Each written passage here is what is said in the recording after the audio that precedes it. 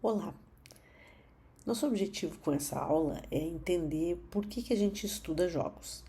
Então, basicamente, jogos é uma área de aplicação, né? Então, ela não é uma área base, né? Como a matemática é, a física, mesmo a computação, né? A gente aprende a pensar, o pensamento computacional, depois a gente aprende a fazer algoritmos, aprende a desenvolver softwares, e um deles são os jogos, né? E a pergunta que a gente se faz aqui, né, que eu gostaria de tentar responder, é por que afinal a gente tem um curso sobre jogos, né? Por que é importante a gente se dedicar a isso? Então, a importância da gente estudar, ou como os exemplos das disciplinas de base que eu mencionei aqui, a gente aprende matemática, cálculo, física, aprende português, né, gramática, é porque eu sei que isso vai me servir como base para coisas que eu vou desenvolver no futuro. E outras coisas a gente estuda porque tem uma aplicação imediata ou porque elas são uma aplicação. E esse é o caso dos jogos. A gente não estuda jogos só porque é uma área de aplicação, né? Mas pela natureza deles. E basicamente, jogos acaba sendo uma oportunidade de mercado interessante para quem for depois, né, buscar uma colocação na indústria. E é uma indústria milionária, né? Então, por isso, gostaria de falar um pouquinho aqui do que nos move a trabalhar na indústria de jogos. Então, primeiramente, a indústria de jogos ela é multibilionária, né? Então, os dados que eu trago aqui nem todos são dados de agora, né? Mas eles são dados muito significativos, né? Que a gente vai colhendo assim ao longo da vida, né? E então, assim, para começar, né? Eu tô falando muito dinheiro. Então, se a gente pegar o ano 2005, isso aí faz 20 anos só nos Estados Unidos, a indústria de jogos, ela fazia girar 10,5 bilhões de dólares. Se eu considerar o mundo inteiro, eu tenho 25,4 bilhões de dólares girando nessa economia, e isso aí há 20 anos atrás, né? Então, essa seria uma razão, quer dizer, tem muito dinheiro envolvido, ou seja, tem muito mercado, né? Portanto, tem muita necessidade de gente atuando nele. Mas uma outra coisa que é super interessante quando a gente fala de jogos é que os jogos eles são uma força bem importante para impulsionar a inovação tecnológica, né? Então, porque de fato eles têm uma escala muito grande, né? Então, do ponto de vista de gráficos, algoritmos gráficos, do ponto de vista de hardware, evolução de som, evolução da IA, os jogos têm um papel importante aí. Então, veja que há um tempo atrás, bastante tempo, né, se desenvolveu as consoles de videogame, né? E as consoles de videogame hoje, elas têm placas gráficas muito boas, né? Processadores gráficos coisas dedicados a jogos, né? E o fato de a gente usar esse tipo de componente, vamos dizer, de hardware na indústria de jogos faz com que eles se tornem populares muito rapidamente. Então, dispositivos e hardware em geral que são muito caros, né, os jogos acabam sendo uma maneira da gente conseguir colocar eles no mercado com baixo custo, né, porque se ganha no volume de venda. A própria indústria de videogames, né, a venda das consoles, ela não traz um lucro muito grande para as empresas, né, que acabam faturando mais nos jogos que são vendidos depois, né, e outros acessórios. Então acaba dessa forma sendo uma indústria, a importância dos jogos é grande porque ela acaba permitindo com que a gente dê escala para inovações, né? E pode depois usar isso em outras áreas que são de fato muito relevantes para a vida humana, né? Uma outra coisa que tem de muito legal nos jogos é que eu não tenho um rigor científico absoluto, né? Então, se eu vou desenvolver uma aplicação de engenharia, uma aplicação para a área médica, eu preciso ter todo o cuidado do mundo porque eu não posso errar. Segurança, né? Então, vou fazer software para cockpit de avião. Nossa, um erro pode resultar na queda de um avião. um erro numa aplicação na área médica pode resultar na morte de um paciente. E essas são coisas que a gente não pode tolerar de nenhuma maneira. Por outro lado, em jogos, a gente tem essa liberdade grande. Eu não preciso fazer tudo corretamente nos jogos. Né? Os jogos a gente rouba muito, né? Eu gosto de dizer que a gente rouba quando está implementando. Porque eu não preciso que as coisas sejam daquela forma. Eu só preciso que elas pareçam.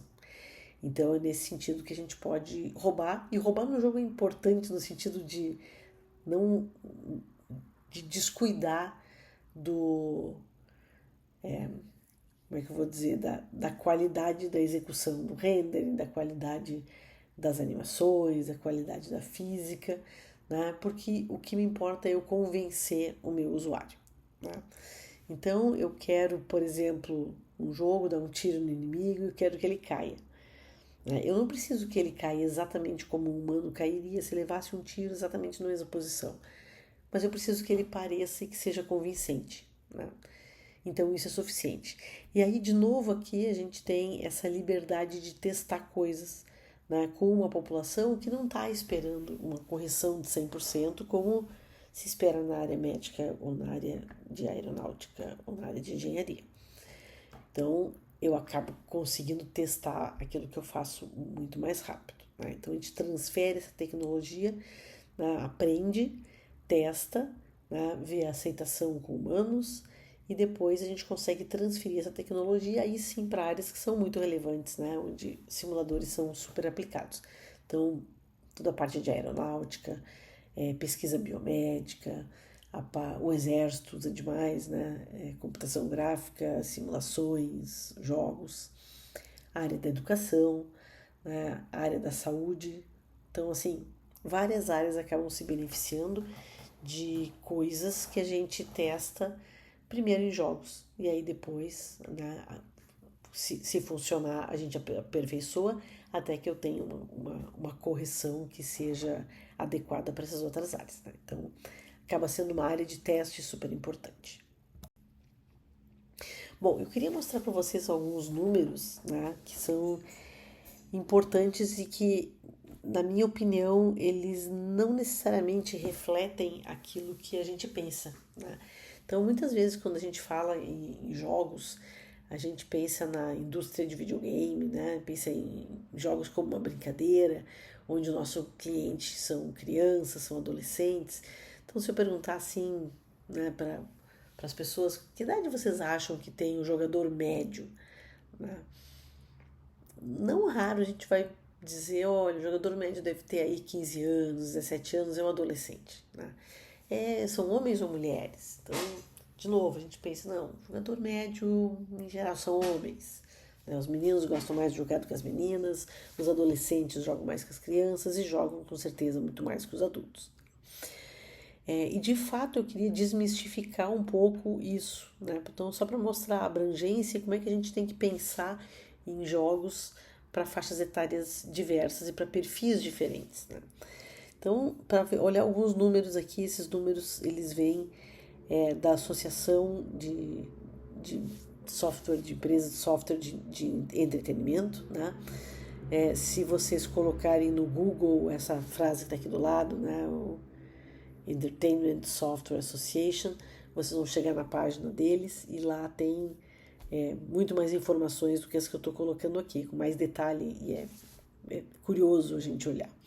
Mas basicamente eu trouxe aqui alguns números. Por exemplo, se eu olhar qual é a população nos Estados Unidos, porque esses dados são dos Estados Unidos, qual é o tamanho da população que joga? E aí a resposta é 13 em cada norte-americanos jogam videogame. Né? Aqui vale desde do Counter-Strike, do Doom até Paciência, Candy Crush e coisas do gênero. É interessante também saber o custo aí, né? Quantas pessoas gastam, porque isso aí tem influência no quanto a gente consegue investir depois na indústria, né? Então, se eu olhar, de novo, dados de 2023, 2024, nem tem ainda, né? a indústria de videogame acabou gastando aí um total de 57,2 bilhões de dólares. É muito dinheiro. Né?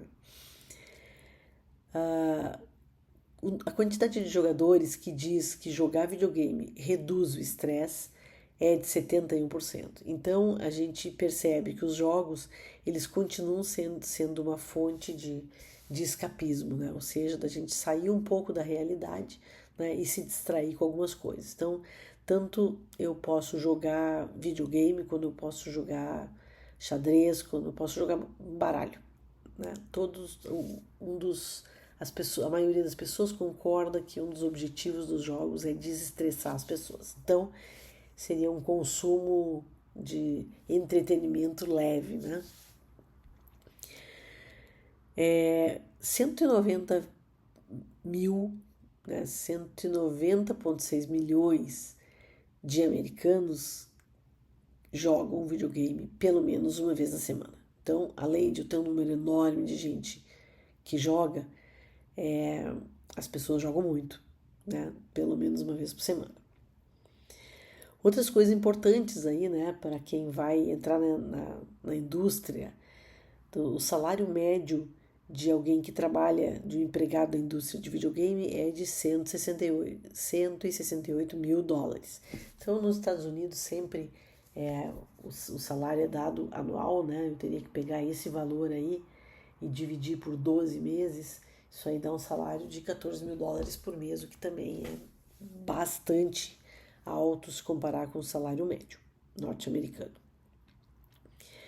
Então, a quantidade total de postos de trabalho na área de jogos nos Estados Unidos chega a 350 mil. O impacto, né, da indústria de videogame na economia dos Estados Unidos é de 101 bilhões. Né? E a quantidade de norte-americanos menores de 18 anos que jogam videogame é 82%, ou seja, quase todos os adolescentes, crianças e adolescentes jogam videogame. Então, se eu olho um mercado com esses números aí, eu vou dizer, esse é o mercado que eu quero entrar, né? Porque vai ter trabalho para mim. Então, acho que esse é o objetivo da gente olhar para isso aí. Aqui eu queria chamar atenção para mais alguns dados, né? E esses dados, eles agora são um pouco mais antigos. Esses aqui são de 2020, vem da mesma fonte, né? Porém de anos anteriores. E aqui eu tenho dados de comportamento. Dados de comportamento é bem interessante, importante, porque que vai impactar na hora de eu escolher de que tipo vão ser os jogos que eu vou desenvolver, né? Então, esse primeiro gráfico, né, que aqui a gente está falando primeiramente de idade. Então, vê lá que a idade média do jogador de videogame, ela não é 15 anos, não é 17 anos, como a gente falou anteriormente, né? Ela varia de 35 a 44 anos. Né? Então, se eu olhar, né, os 100% da população aí jogadora, né, 21% está abaixo de 18 anos, 38% é nessa faixa adulta, né? Então, jovem adulto, 18 a 34 anos. Mas eu tenho um povo ali entre 35 e 54 anos que de 26% que joga videogame também. Pô, disso aí diminui depois dos 55 aos 64 e diminui um pouco mais para os maiores de 65 anos, né? Mas a gente vê que nós temos um público de todas as idades, né? O que isso reflete, né? O que a gente pode imaginar? Por que a gente pensa que é só criança e adolescente que joga? Bom, primeiramente porque eles têm mais tempo, né? Mas não necessariamente são só eles, né? Isso foi verdade há uns 30 anos atrás, né? Mas de lá para cá, né, tudo é uma questão de hábito, né? Eu que estou aqui nessa faixa dos 9%, né? Então, essa é uma faixa crescente, ela já foi 0%. Ela está 9% aí, ela é uma faixa que está crescendo. Por que ela está crescendo? Porque esse é o jogador, são as pessoas que elas já jogaram lá na sua infância. Então, assim, eu quando era criança, e isso era lá década de 80, 70, né, criança, adolescente, eu ia para aula de manhã e de tarde eu jogava videogame, né? Então, antes de mim não tinha, né? O pessoal que tem a faixa de 60 anos aí não tinha videogame. Então eles não jogavam natural e aí é um hábito que é um pouco mais difícil da gente manter. Mas assim, se quando eu era criança eu jogava videogame, quando eu era adolescente eu jogava videogame, quando jovem jogava videogame, por que eu não vou jogar agora, né? Talvez eu jogue outras coisas, talvez as mesmas não sei, as mesmas são, mas as mesmas é chato. Mas enfim, então o que a gente pode depreender disso aqui é que a idade média do jogador ela tá aumentando. O que tem de interessante? Eu tenho que pensar qual é os jogos que eu vou fazer para cada uma dessas faixas etárias aqui. E a outra coisa que é interessante, quando a gente é criança, adolescente, a gente não tem dinheiro para comprar jogo, né? A gente precisa mendigar, né? Então, sim, queria comprar, você tem que comprar um jogo novo, aquela coisa, faz vaquinha com toda a família para ganhar de Natal, aí ganha um jogo e aí depois só vai ganhar um outro jogo lá no aniversário e aí depois assim, a vida de criança é uma vida mendigando brinquedo, né? Então, a vida mendigando jogo. Quando a gente ganha o próprio dinheiro, a gente se vinga, né? Então agora eu quero jogar, eu vou comprar com meu dinheiro e eu posso. Eu não vou comprar um jogo só, eu vou comprar 5 de uma vez. Então isso acaba inchando o mercado e trazendo mais recursos para cá. Bom, o que mais a gente tem de dados aqui que são interessantes, né? 75% dos norte-americanos eles têm pelo menos um console de vídeo em casa. Né? Então, de novo, as plataformas, o número de plataformas é bem grande. E um outro dado que é importante, que a gente precisa se pensar sempre, é que nós temos mais ou menos 46 milhões de jogadores com alguma desabilidade, né? Então com alguma necessidade especial. E aí a gente incluir, né, a acessibilidade nos jogos acaba sendo fundamental, né? Seria importante já se eu tivesse uma pessoa só, né? Mas com 46 milhões é enorme. Bom, o que mais a gente tem de dado legal aqui, né? Então, se eu olhar o total de jogadores de videogame nos Estados Unidos, eles são 214,4 milhões. 70% das crianças, né, abaixo de 18 anos são jogadores. A gente já tinha visto um dado semelhante agora há pouco. Né? 64% dos adultos maiores de 18 anos são jogadores também. Então vê que esse número é parecido com o número de adolescentes, né? E como eu disse, como a população está envelhecendo e ela já tinha o hábito de jogar antes, ela segue tendo, a gente está aumentando esse montante aí de velhos jogadores. Uma outra coisa que é relativamente interessante é que a gente tem menos mulheres jogando do que homens, mas esse número não é assim tão pequeno. Enquanto 59% dos jogadores são homens, 41% são mulheres, né? Então é um número que está desequilibrado ainda. Onde é que as pessoas jogam? Né? Então 73% jogam em console de games. Né? 43% jogam com sistemas portáteis, né? Como os Game Boy, Nintendo DS, coisas do gênero. Joguinhos portáteis. 29%, e esse é um número enorme, tem um console, jogam em realidade virtual. Então esse é um número enorme e crescente. E 25%, né, jogam também em dispositivos móveis com realidade virtual. Né? Então vê, né? Então, da população aqui, claro, né? Eu não fecho 100% nunca, porque de fato as pessoas que jogam numa console, elas também jogam no celular, elas também jogam em VR, né? Então a pessoa não é obrigada a escolher uma das 4 modalidades. O que mais? Qual é o dispositivo mais comum entre jogadores adultos? Então, os adultos jogam no telefone. né? 61% joga nos smartphones. 52% também joga nas consoles, né? E 49% joga no computador.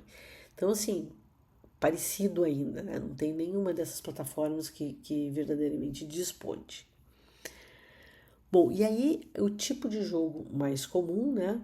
A gente tem 71% das pessoas jogam jogos casuais, 53% jogam jogos de ação e 48% jogam jogos de tiro. Então, essas são as preferências aí da nossa população.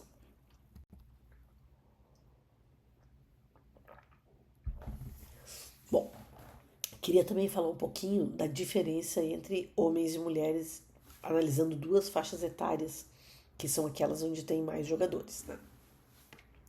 Então, olha só que legal. 75%, né, dos homens entre 18 e 34 anos, portanto são os adultos, eles jogam jogos em console, né? Se eu for olhar as mulheres, a maioria joga em smartphone. Os homens, 51% jogam jogos de ação. As mulheres preferem jogar jogos casuais. Os homens preferem jogar com amigos, né? Então, socializar é uma razão para eles jogarem, 68%. Já as mulheres são 48%. Então, a socialização, o uso do jogo para socializar nas mulheres é um pouco menor. Bom, vamos lá, os jogos favoritos, né? Dos homens, 80% gostam de jogo de tiro, né? Call of Duty, Fortnite. 68% gosta de jogos de aventura, tipo Tomb Raider. 65% gosta dos role-playing games, né? Como World of Warcraft, coisa do gênero. Já as mulheres preferem os family games, como Super Mario, Party Games, Just Dance. 59% gosta desses. 52% gosta de jogos de ação, né? Grand Theft, Super Mario, Odyssey. E 50% gostam de jogos de corrida. Need for Speed e Mario Kart são exemplos aqui. Então vê que os gostos dos homens são diferentes dos gostos das mulheres nessa faixa etária aí. Se a gente for analisar a faixa etária aí de 35 a 54 anos, que são adultos, né? 18 a 34 são jovens adultos, 35 a 54 são adultos.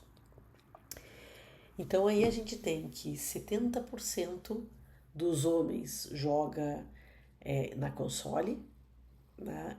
Ao passo que 78% das mulheres joga no telefone, se mantém, né, da categoria anterior. 38% gosta de jogos de ação dos homens e das mulheres preferem jogos casuais, né? Segue a mesma preferência, porém ainda aumenta o percentual. 58% preferem jogar, gostam de jogar com os amigos, e os homens 44%. E aqui é legal, os homens, à medida que ficam mais velhos, eles não querem mais jogar com os amigos, e as mulheres, à medida que ficam mais velhas, querem jogar com os amigos. Jogos favoritos, né? As mulheres, arcade games, os homens, jogos casuais. Então, shooter game perdeu aqui para os jogos casuais, para os de aventura. As mulheres começam com os arcade games, tipo Pac-Man e coisa do gênero, e aqui vê talvez uma explicação, estou especulando, né? Por que as mulheres na faixa de 35 e 54 gostam de Pac-Man, gostam de pinball? Talvez porque era isso já que jogavam anteriormente, né? Então, numa fase anterior. Depois gostam dos family games e, por último, dos jogos de ação, né? Então, a mulher não gosta muito de matar inimigo, homem prefere os shooter games, etc. Especulando, né?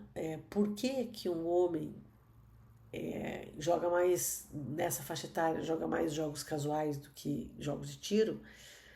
Talvez por uma questão de tempo, né? Os jogos casuais são jogos onde eu consigo jogar uma partida rápida, ao passo que outros jogos tomam mais tempo, né?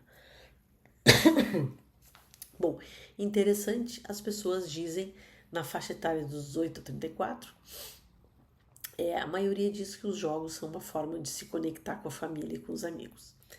Ao passo que nessa outra faixa etária, as pessoas acham que os jogos ajudam a relaxar. Essa é a maior razão para jogar, né? Então, vamos fazer jogo para uma faixa etária de 35 a 54 anos. Vamos cuidar para não deixar as pessoas nervosas, né? Então, a ideia aqui é relaxar, o objetivo é diferente. Bom, então o que é mais interessante a gente entender sobre as direções de mercado, né?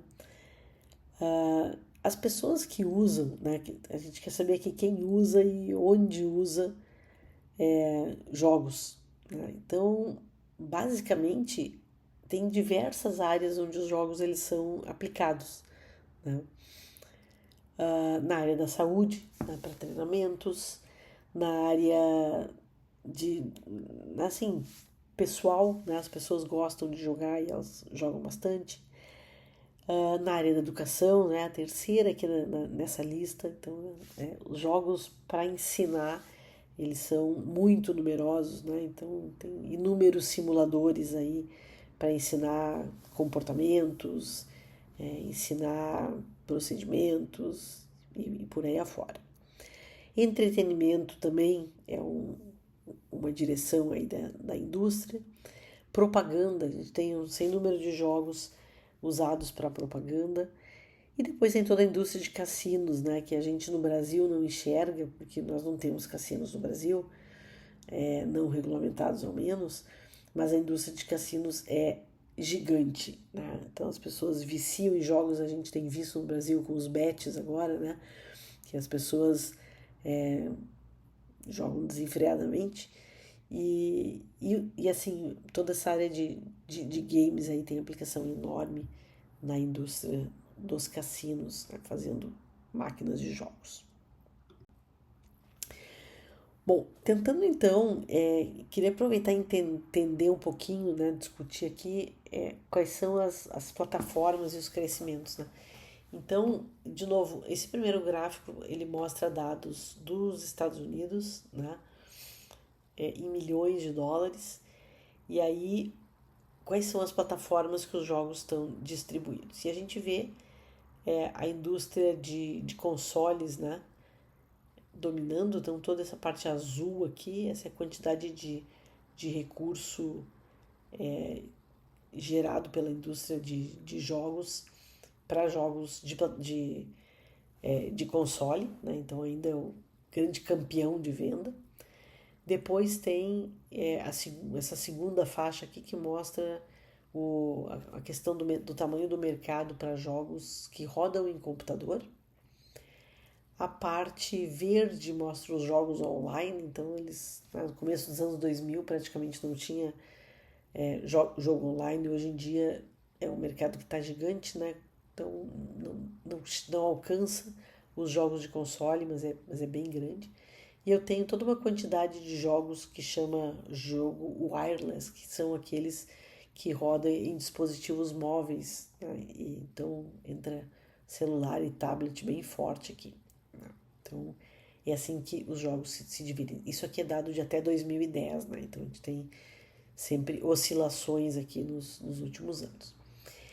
Essa outra figura da direita é uma figura que eu gosto bastante, porque ela mostra onde está o nosso mercado, né? E aí, a gente vê o mercado americano, que é bem grande, essa parte vermelha aqui, né, é o mercado que reúne Europa, o meio oeste e África, né?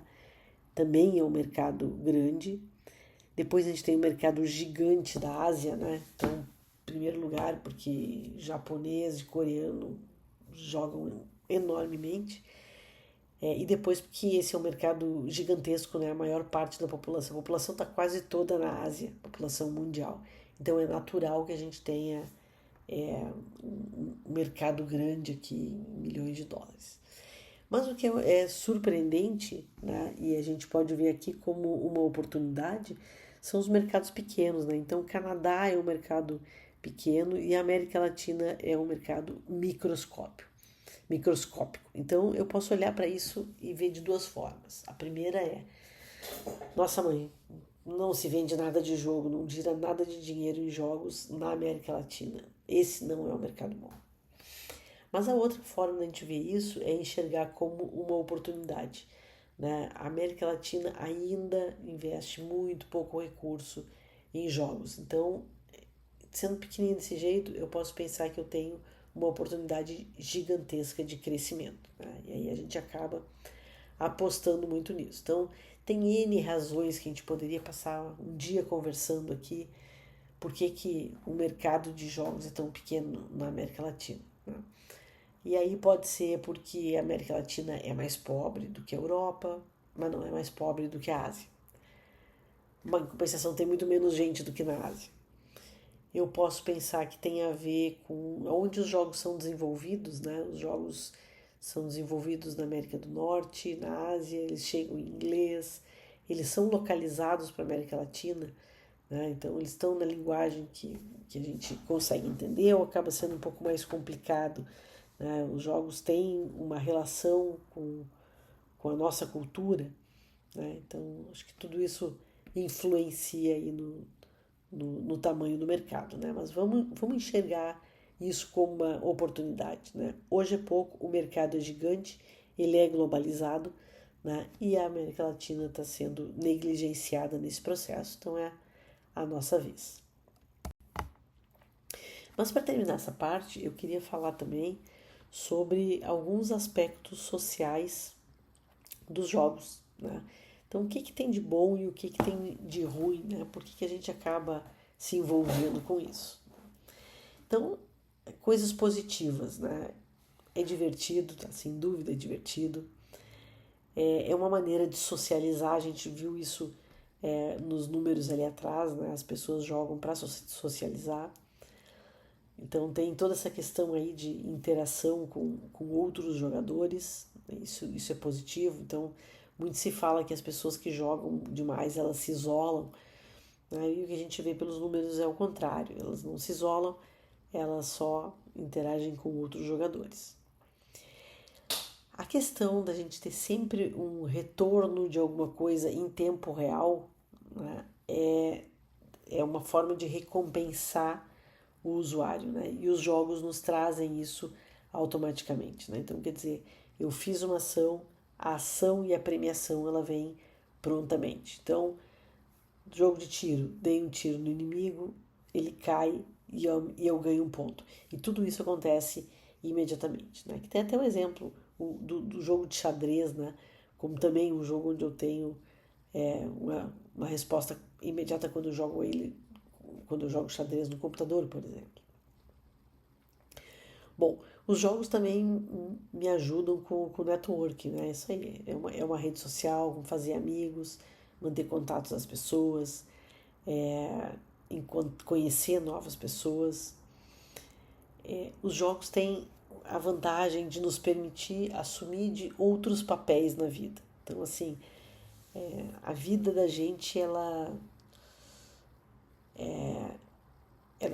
é programada, né? Então existe um comportamento que é suposto que a gente tenha, né? Então, como alguém que trabalha todo dia, eu acordo, vou trabalhar, depois tomo café, almoço, né? Final do dia volto para casa, faço isso 5 vezes por semana, na sexta-feira sextou, aí é final de semana, depois volta. E assim, essa nossa rotina do estudante também, né? Eu tenho que ir lá, tenho que assistir aula, tenho que fazer meus trabalhos, depois de novo, sextou, agora posso ter intervalo, tem o final de semana, depois volta. E essa é uma vida que a gente gosta, é a que a gente tem, mas ela é um pouco sem emoção, né? A gente não pula de cima de prédio, a gente não mata nazista, a gente não salva a terra dos alienígenas, a gente não ganha uma guerra, né? E assim, isso são as coisas que tem graça que a gente vê em filme, que a gente, né? São os grandes feitos, né? Coisas interessantes. E o jogo nos deixa fazer isso. Então o jogo nos permite sair da nossa rotina, né? Que até por ser rotina às vezes cansa, e nos permite assumir outros papéis sem nenhuma responsabilidade, ou seja, do melhor jeito possível, né? Então eu posso ser agora um estrategista de guerra e preparar um campo de batalha, que é o que a gente faz numa partida de xadrez. Me permite eu ser um soldado, eu vou matar inimigo, posso matar zumbi, né? Salvar a terra. Ou eu posso virar um fazendeiro e cultivar moranguinho na minha fazendinha. Então, assim, os papéis que a gente pode assumir são inúmeros e isso é positivo quando a gente faz por um tempo determinado. Né? Não posso fazer a vida toda assim, mas é bom. E a questão da gratificação instantânea que eu tinha mencionado, né? Então, as coisas, a gente faz alguma coisa correta e a gente ganha um reconhecimento rapidamente, que são pontos, que é subir no ranking, né? Que é de alguma forma ganhar algum prestígio. Isso acaba sendo bem importante também, que isso não acontece, né, com toda essa frequência no nosso dia a dia.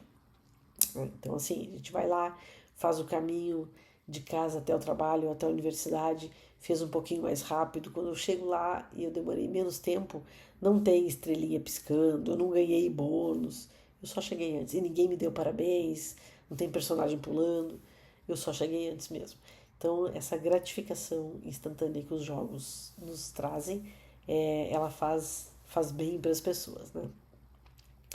Bom, mas os jogos eles têm pontos negativos. Todo mundo que joga conhece eles, né? Então, o primeiro deles é viciar. As pessoas, o jogo vicia, né? E as pessoas viciam em jogo. E viciar é ruim, né? Então, porque uma das coisas que nos faz é perder tempo. Então, mesmo que eu não vicie, jogar demais faz perder tempo e dá raiva, né? Então a gente começa a jogar, quando vê o tempo passou, não viu ele passar, e agora já é de madrugada, tem que acordar cedo porque eu tenho aula. Pronto, perdi meu tempo, né? Então a velocidade de que o tempo passa nos jogos, a percepção dela é diferente, né? Os jogos eles também trazem um certo isolamento, né? Nem todo jogo ele é feito para socializar, né? Então o isolamento também é uma consequência, está antagônico aqui. Se um lado eu digo que os jogos ajudam a socializar e do outro eu digo que falta, né? Eu acabo perdendo os meus skills sociais e entro numa situação de isolamento.